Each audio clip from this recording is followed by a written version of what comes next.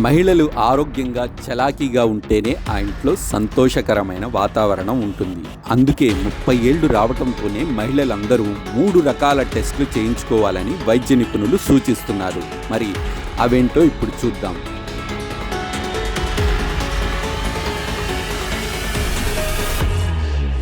Pop smear HPV పరీక్ష.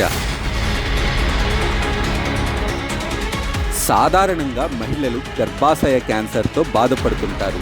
ఈ వ్యాధి తీవ్ర రూపం దాల్చకముందే గుర్తించి ట్రీట్మెంట్ తీసుకుంటే ఇబ్బంది ఉండదు. దీనిని గుర్తించేందుకు పాప్ స్మియర్ హెచ్పివి పరీక్ష చేయించుకోవాలి. దీనివల్ల క్యాన్సర్కు కారణమయ్యే వైరస్ వివరాలు తెలుస్తాయి. సాధారణంగా 21 సంవత్సరాల వయసులో ఈ వైరస్ సోకే అవకాశం ఉంది. ఇది చాలా నిదానంగా బయటపడుతుంది. అందుకే ప్రతి మహిళ కూడా 3 ఏళ్లకోసారి ఈ టెస్ట్ చేయించుకోవాలి. గర్భాశయ క్యాన్సర్ ముదిరితే సమస్యలు తీవ్రతరం అవుతాయి. దీనిని ముందుగానే గుర్తించి ట్రీట్మెంట్ తీసుకుంటే ఎలాంటి ఇబ్బంది ఉండదు. రొమ్ము క్యాన్సర్ టెస్ట్. సాధారణంగా మహిళల్లో మమోగ్రామ్ 40 ఏళ్లకు మొదలవుతాయి. కానీ ఇప్పటి జనరేషన్లో 30 ఏళ్లకు మొదలయ్యే అవకాశం ఉందని ఆరోగ్య నిపుణులు చెబుతున్నారు.